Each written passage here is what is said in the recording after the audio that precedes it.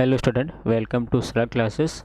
आइए इस वीडियो में हम करेंगे कक्षा 11वीं के फिजिक्स अध्याय 11 द्रव्य के तापीय गुण पाठ का सॉल्यूशन। यहाँ पर कुछ महत्वपूर्ण बिंदु दिए गए हैं, आप उन्हें पढ़ लेते हैं। सबसे पहला दिया गया है कि सेल्सियस और फ़ारेनहाइट और केल्विन तीन पैमाने होते हैं ताप को मापने में, और उनमें क्या संबंध होता है? तो संबंध होता है C अपॉन, ये यहाँ पर 5 है, C/5 F-32/9 K-273/5। ये तीनों आपस में इस तरह से इक्वल होते हैं, और इनके द्वारा हम किन्हीं भी एक पैमाने का मान दूसरे पैमाने में चेंज कर सकते हैं। उसके बाद ये बायल का नियम है, या चार्ल्स का नियम है। दाब का नियम है। आदर्श गैस समीकरण है जिसका मान है PV बराबर RT 1 मोल के लिए, और N मोल के लिए आती है यह PV बराबर nRT। ठोसों में रैखिक और क्षेत्रीय और आयतन प्रसार होते हैं। तीन प्रकार के प्रसार होते हैं। द्रव में केवल आयतन प्रसार होता है, गैस में स्थिर आयतन पर दाब प्रसार होता है और स्थिर दाब पर आयतन प्रसार होता है। ठोसों के आयतन प्रसार गुणांक गामा बराबर होता है 3 इंटू रेखीय प्रसार गुणांक। क्षेत्रीय प्रसार गुणांक बीटा बराबर होता है 2 इंटू रेखीय प्रसार गुणांक। तो यानी कि इन तीनों में संबंध हो जाता है alpha ratio beta ratio gamma equal होता है 1:2:3। ये इनमें रेशियो होता है 1:2:3 का। प्रत्येक प्रसार गुणांक का जो मान है वो 0 प्रति सेल्सियस और प्रति केल्विन के मध्य में होता है, इनका मात्रक होता है ये। उसके बाद 0 से 4 डिग्री सेल्सियस के बीच जल का जो प्रसार है वो असामान्य होता है। जल का प्रसार कैसा होता है? यह असामान्य होता है 0 से लेकर 4 डिग्री तक। विशिष्ट ऊष्माधारिता का जो सूत्र है वो होता है C बराबर Q/m डेल टी, और जहाँ पर Q की वैल्यू जो है वो है CM डेल टी। फिर है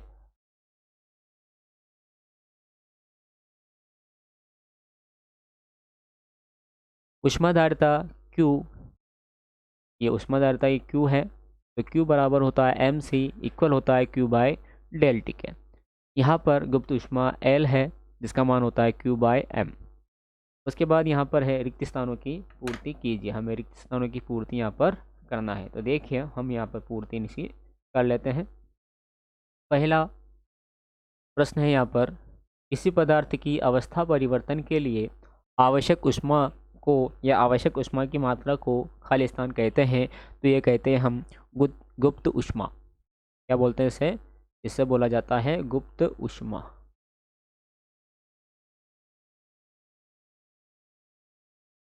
ऊष्मा चालकता गुणांक का SI मात्रक क्या है? ऊष्मा चालकता गुणांक का SI मात्रक क्या है? तो देखिए ऊष्मा चालकता गुणांक का जो SI मात्रक है वो है जूल S-1 यानी कि प्रति सेकंड होता है, M-1 यानी कि प्रति मीटर में होता है, और K-1 यानी कि प्रति केल्विन होता है।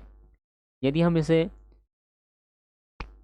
सिंपल तौर में लिखें तो हम इसे लिख सकते हैं जूल प्रति,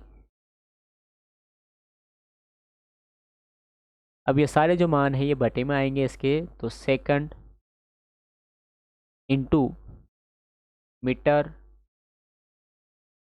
इंटू केल्विन, इस प्रकार से भी हम इसे लिख सकते हैं JS-1 M-1 और K-1। विशिष्ट ऊष्माधारिता का SI मात्रक क्या है? तो जो विशिष्ट ऊष्माधारिता होती है उसका SI मात्रक है जूल प्रति किलो यानी कि Kg-1 और प्रति केल्विन यानी कि K-1। इसको भी आप चाहें तो ऐसा लिख सकते हैं जूल प्रति किलोग्राम इंटू केल्विन।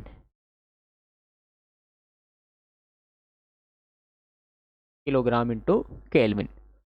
फिर है यहाँ पर जल का हिमांक होता है, केल्विन में पूछा है। तो हम जानते हैं कि जो जल है वो बर्फ के रूप में जमता है 0 डिग्री सेल्सियस पर। तो केल्विन में चेंज करेंगे तो ये आ जाएगा 273 केल्विन। 273 केल्विन आपको यहाँ पर लिखना है। फिर है जल का क्वथनांक होता है। तो जल जो उबलता है वो 100 डिग्री सेल्सियस पर उबलता है, तो आप 273 में 100 और ऐड कर दें, यानी कि आप 100 डिग्री सेल्सियस को केल्विन में बदल दें तो ये आएगा 373 केल्विन। सार्वत्रिक गैस नियतांक R जो कि नियतांक आता है सार्वत्रिक गैस में नियतांक में, उसका मान कितना होता है? तो उसका मान होता है सार्वत्रिक गैस नियतांक का 8.31 joule mole inverse kelvin inverse. मात्रक भी आपको जरूर लिखना है। मान होता है 8.31 इंटू 8.31 और जूल प्रति मोल प्रति केल्विन। बर्फ़ के गलन की गुप्त ऊष्मा होती है, तो बर्फ़ के जो गलन होता है उसकी गुप्त ऊष्मा कितनी होती है आपको यहाँ लिखना है। तो ये होती है बराबर में 3.35 इंटू 10⁵। फिर उसके बाद मात्रक आपको लिखना है जूल प्रति किलोग्राम, तो J(K-1) जूल प्रति किलोग्राम। ये होती है 3.35 इंटू 10⁵ जूल प्रति किलोग्राम। फिर है जल के वाष्पन की गुप्त ऊष्मा कितनी होती है? तो जल के वाष्पन की गुप्त ऊष्मा होती है 22.6। कितनी होती है ये? 22.6 होती है। और पीछे आपको लिखना है 10⁵ जूल किलोग्राम -1, जूल किलोग्राम -1 या जूल प्रति किलोग्राम। फिर है समतापी पृष्ठ ऊष्मा प्रवाह की दिशा के खालिस्तान होता है, तो ये होता है दिशा के लंबवत। ऊष्मा प्रवाह कैसा होता है? तो ऊष्मा प्रवाह होता है लंबवत होता है। ऊष्मा के अच्छे अवशोषक खालिस्तान उत्सर्जक होते हैं, तो जो ऊष्मा को अच्छी तरह से अवशोषित करता है वो उन्हें अच्छी तरह से उत्सर्जित भी कर सकता है, तो ये आ जाएगा यहाँ पर अच्छे। तो ऊष्मा के अच्छे अवशोषक ऊष्मा के अच्छे उत्सर्जक होते हैं। कृष्ण वस्तु यानी कि कृष्णिका पिंड की अवशोषण क्षमता खालिस्तान होती है, तो इनकी जो अवशोषण क्षमता होती है वो होती है 1। कितनी होती है? ये होती है इनकी अवशोषण क्षमता 1। प्रत्येक ताप पर कृष्ण वस्तु का जो वर्णक्रम है वो खालिस्तान होता है, तो ये वर्णक्रम होता है इनका सतत, यानी कि रेगुलर। इनका जो वर्णक्रम होता है वो सतत होता है। जल का घनत्व सर्वाधिक खालिस्तान डिग्री सेल्सियस, ये जो छपा है ये है यहाँ पर 0 डिग्री सेल्सियस पर अधिकतम होता है। तो कितना डिग्री है ये? तो ये है 4 डिग्री सेल्सियस। 4 degree Celsius. आप चाहें तो इसको एक साथ लिख सकते हैं इस प्रकार से 4 डिग्री सेल्सियस। फिर अगला है यहाँ पर प्रश्न, अवस्था परिवर्तन के समय विशिष्ट ऊष्मा का सैद्धांतिक मान खालिस्तान हो जाता है। तो ये जो होता है मान, ये हो जाता है अनंत। तापांतर अधिक होने पर शीतलन दर, जो शीतलन की दर होती है यानी कि ठंडे होने की दर होती है वो हो जाती है, तो ये हो जाती है अधिक। कितनी होती है? ये हो जाती है अधिक। इसके बाद हम आ जाते हैं इसके सही विकल्प वाले प्रश्नों पर। सही विकल्प के प्रश्न में हम देखते हैं सबसे पहला प्रश्न जो यहाँ पर पूछा गया है, निम्नलिखित में से क्या पूछा है? निम्नलिखित में से किस ताप पर जल का घनत्व सर्वाधिक होगा? तो जल का जो घनत्व सर्वाधिक होता है ये होता है 4 डिग्री सेल्सियस पर। ऑप्शन नंबर 20 का सही है। 0 डिग्री सेल्सियस नहीं होता, -4 नहीं होता, -10 नहीं होता, ये होता है 4 डिग्री सेल्सियस पर। और वास्तविक जो मान होता है जल का घनत्व जहाँ पर सर्वाधिक होता है वो मान है 3.98 डिग्री सेल्सियस। तो ये लगभग 4 के ही बराबर है, इसलिए हम 4 मानते हैं। दूसरा है, दाब बढ़ने पर किसी पदार्थ का गलनांक कम हो जाता है, बढ़ जाता है, अपरिवर्तित रहता है या पदार्थ की प्रकृति पर निर्भर करता है। तो दाब बढ़ाएंगे तो उसका जो गलनांक है वो कम हो जाएगा। ऑप्शन नंबर ए इसका सही है। फिर है, निम्नलिखित में से किस पदार्थ की विशिष्ट ऊष्माधारिता अधिक है? एल्यूमिनियम की, कार्बन की, तांबे की या चांदी की? तो ये है एल्यूमिनियम की। फिर चौथा प्रश्न है यहाँ पर, सेल्सियस स्केल पर परम शून्य ताप की माप -273.15 डिग्री सेल्सियस है, तो फ़ारेनहाइट स्केल पर परम शून्य की माप होगी। इसका जो माप है वो हमें फ़ारेनहाइट में चेंज करके बताना है, और यहाँ पर जो माप दिया गया है ये सेल्सियस में दिया गया है। इसको हम सॉल्व करके देख लेते हैं, ताकि ऐसे जो क्वेश्चन आपको एग्ज़ाम में देखने को मिलेंगे वो आप बिल्कुल ही अच्छे से सही करके आएंगे। इसको चेंज करने के लिए हमको मान दिया है 273.15 डिग्री सेल्सियस।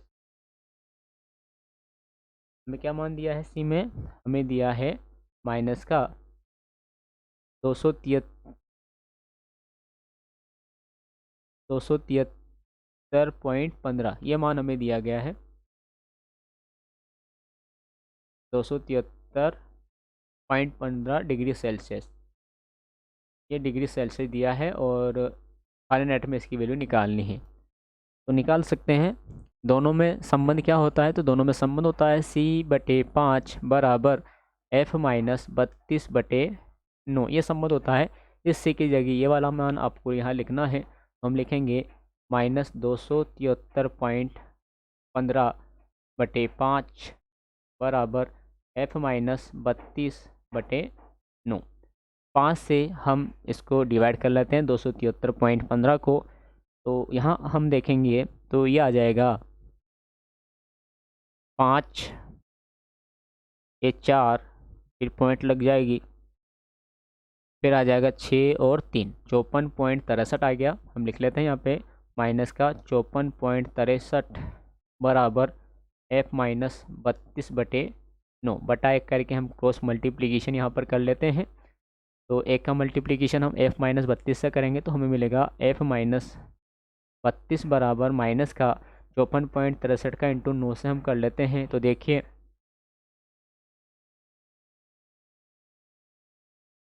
ये आएगा यहाँ पे दशमलव आ जाएगी,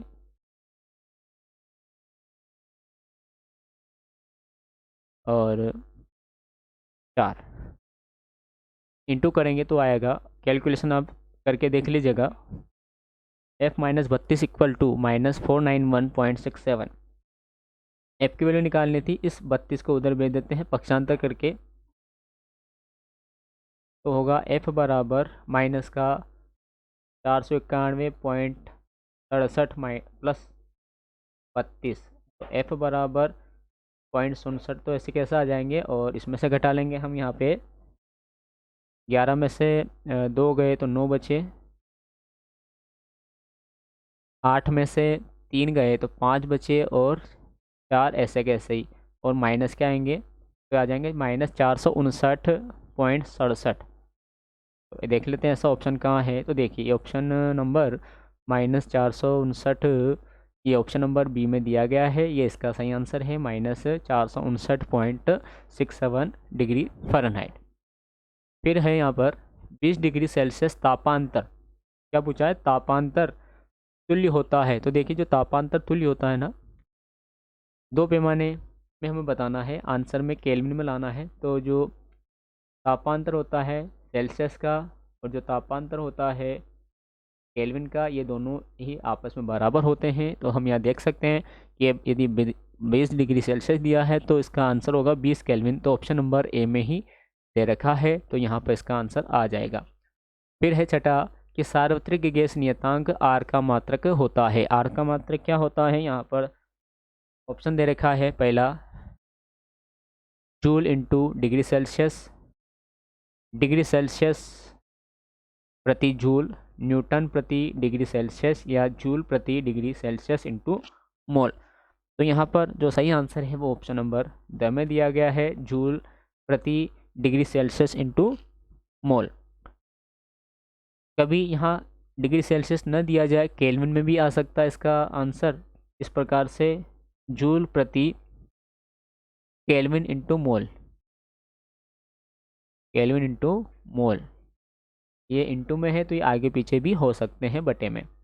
फिर है अगला, लोहे का रेखीय प्रसार गुणांक 1.2 इंटू 10⁵ प्रति डिग्री सेल्सियस है, तो लोहे का आयतन प्रसार गुणांक होगा। तो हमें यहाँ पर लोहे का आयतन प्रसार गुणांक बताना है। तो स्टार्टिंग में मैंने आपको बताया था कि 3 प्रकार के प्रसार गुणांक होते हैं रेखीय प्रसार, मैं यहाँ लिख देता हूँ। देखिए 3 प्रकार के गुणांक होते हैं। पहला होता है रेखीय प्रसार गुणांक,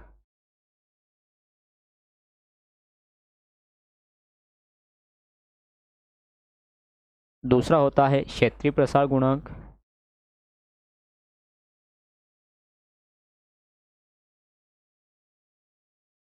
और तीसरा होता है आयतन प्रसार गुणांक।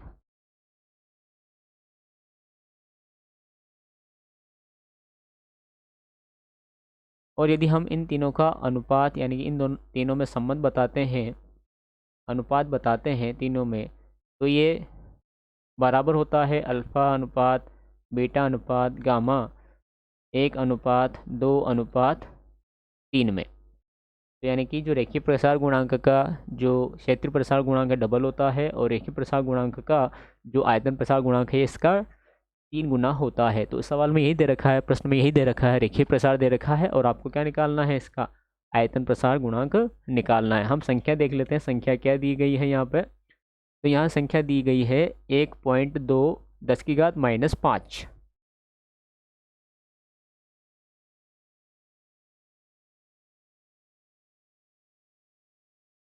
संख्या दी है यहाँ पर 1.2 × 10⁻⁻5 प्रति केल्विन। तो हमें ये अल्फ़ा दिया गया है, आपको यहाँ पे गामा निकालना है जो इसका 3 गुना होता है। तो 3 इंटू 1.2 × 10⁻⁻5 इंटू करेंगे 3 का 1.2 में, तो आ जाएगा 3.6 × 10⁻⁻5 प्रति डिग्री सेल्सियस। 3.6 × 10⁻⁻5 इसका आंसर है। हम देख लेते हैं आंसर में, ये ऑप्शन में देख लेते हैं ये आंसर दिया गया है या नहीं। और पहला ऑप्शन 2.4 है, गलत आंसर है। 3.6 ये ब नंबर वाला इसका सही आंसर है। 3.6 × 10⁻⁻5 प्रति डिग्री सेल्सियस। और बाकी ऑप्शन को देखने की आपको आवश्यकता नहीं है, ये भी गलत है, ये भी गलत है। धातु की किसी छड़ को गर्म करने पर उसमें होने वाले प्रसार नहीं करता, उसमें होने वाला प्रसार निर्भर नहीं करता है प्रारंभिक लंबाईपन, ठोसपन या खोखलेपन पर, ताप में वृद्धि पर या छड़ के पदार्थ पर। तो ये जो निर्भर नहीं करता है ये उसके ठोसपन या उसके जो खोखलापन है उस पर निर्भर नहीं करता है। तो ये आंसर इसका सही है यहाँ पे। 9वां प्रश्न, विशिष्ट ऊष्माधारिता का एसआई मात्रक क्या है। ऑप्शन दिया गया है यहाँ पे, कैलोरी प्रति डिग्री सेल्सियस, जूल प्रति किलोग्राम केल्विन, कैलोरी प्रति किलोग्राम डिग्री सेल्सियस, जूल प्रति किलोग्राम। तो इसका सही आंसर है ऊष्माधारिता का, विशिष्ट ऊष्माधारिता का ऑप्शन नंबर ब, जूल प्रति किलोग्राम केल्विन। उसके बाद लास्ट ऑब्जेक्टिव यहाँ दे रखा है कि 1 मीटर छड़ी लंबी छड़ ए बी के एक सिरे ए का ताप 100 डिग्री सेल्सियस है और बी का जो ताप है वो 10 डिग्री सेल्सियस रखा जाता है। सिरे बी से 60 सेंटीमीटर दूर छड़ पर ताप कितना होगा। 64 degree Celsius, 36 degree Celsius, 46 degree Celsius, 72 degree Celsius. इसका एक जो कैलकुलेशन हम कर लेते हैं ताकि जो हमारा आंसर है वो राइट हमें प्राप्त हो।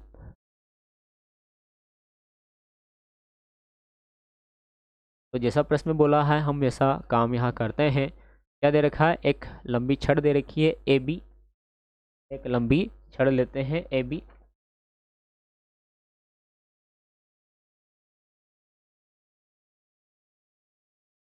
तो हमने प्रश्नानुसार यहाँ पर एक लंबी छड़ बनाई है। ये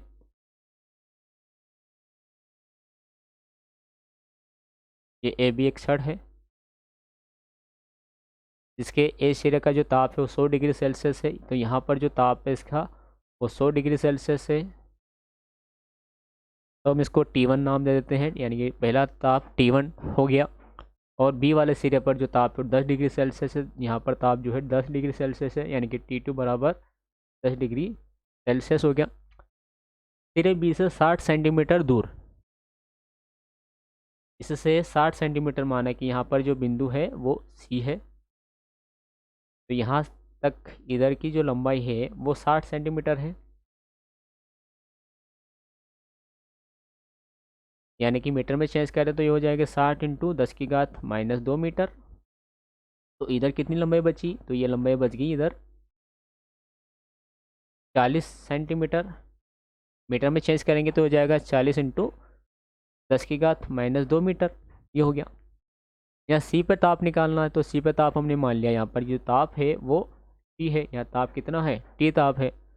ये पॉइंट आपको निकालना है। तो जब लंबी छड़ दी जाती है तो हमें यहाँ पर ऊष्मा प्रवाह की दर निकालना होती है। तो ऊष्मा प्रवाह की दर का जो सूत्र होता है वो सूत्र होता है Q/T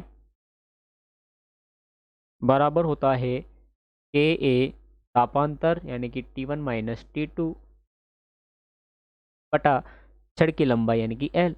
ये यहाँ पर होता है। और ये जो बिंदु है यहाँ पर मिडिल पॉइंट में स्थित है, मतलब कि यहाँ पर जो ऊष्मा दर है ये बराबर है, समान है। इस पूरे जो छड़ है इसमें जो ऊष्मा प्रवाह की दर है उसका मान नियत है। तो यानी कि ए से सी तक का मान और सी से बी तक का मान, ये जो वैल्यूज़ है ये बराबर वैल्यूज़ है। तो हम यहाँ पर पहले सी बिंदु पर ए से बी सी तक के लिए निकाल लेते हैं, फिर बी से सी तक के लिए निकाल लेंगे। इस प्रकार से हम निकालेंगे। तो पहले ए से सी के कारण निकालते हैं, मतलब T1 हमारा हो जाएगा ये और T2 हो जाएगा हमारे पास सी वाला जो ताप है वो। तो हम लिखेंगे ए से की जो दर है ऊष्मा प्रवाह की वो दर सी बी की ऊष्मा प्रवाह की दर से बराबर होगी। तो यहाँ पर फॉर्मूला लगाएंगे Q/T वाला, तो के ए T1 माइनस T2, तो T1 यानी कि 100 है और इसके सापेक्ष यहाँ पर जो ताप है वो T है, तो 100 माइनस T बटे, और यहाँ तक की जो दूरी है वो है 40, और मीटर में चेंज करके हम लिखेंगे तो ये हो जाएगी 40 इंटू 10⁻² बराबर बी सी वाला ताप हमें लिखना है। तो ये होगा के ए कॉन्स्टेंट है, ए यानी कि होता है विशिष्ट चालकता गुणांक, और ए यानी कि उसका अनुप्रस्थ काट का क्षेत्रफल। तो ये लंबाई बराबर है, क्षेत्रफल इसका बराबर है। फिर हमें पहले का जो ताप है यहाँ पर ताप T है और यहाँ का जो ताप है वो 10 है, तो हम यहाँ लिखेंगे T-10। ये तापांतर आपको यहाँ लिखना है, और बटे में इधर की लंबाई कितनी है, 60 है, और मीटर में चेंज किया तो ये हो गया 60 इंटू 10⁻²। इस कैलकुलेशन को हम सॉल्व कर लेते हैं। आप देख सकते हैं यहाँ पर इस के ए से के ए कट गया, 10⁻² से 10⁻² यहाँ पे कट गई, यहाँ पर 0 से 0 कट गई, बटे में बटे की संख्या कट सकती है बराबर में। यहाँ पर 2 से और यहाँ पर 3, 2 से इनको हमने डिवाइड कर लिया। उसके बाद हम क्रॉस मल्टीप्लिकेशन कर लेते हैं, 2 का इंटू कर लेते हैं हम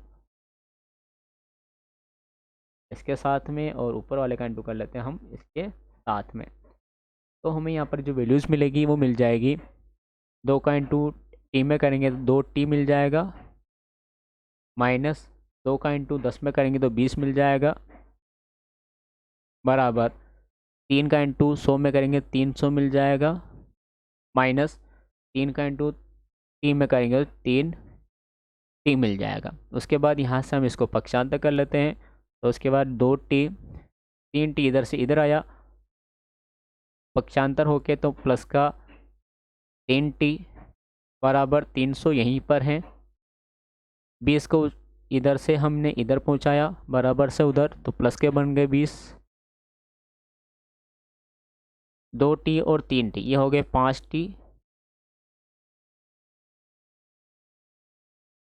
ये हो गए 5T बराबर ये हो गए 320। टी की वैल्यू निकालनी थी तो 5 इसके बटे में जाएंगे, 320 के 5 से डिवाइड करेंगे तो 1 6 बार जाएगा, फिर 4 से चल जाएगा 20 में 64। तो यहाँ पर टी बराबर आया है 64 ताप डिग्री सेल्सियस में था। तो मिडल वाला जो पॉइंट है वहाँ पर जिसका टेम्परेचर आया है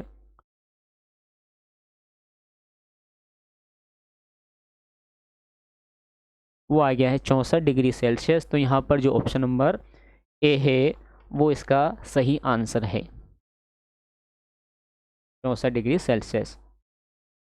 तो इस प्रकार से इसके जो ऑब्जेक्टिव टाइप क्वेश्चन थे वो यहाँ पर कंप्लीट हो जाते हैं। बाकी आगे के जो सॉल्यूशन है वो अभी आपको जल्द ही प्रोवाइड करवा दिए जाएंगे।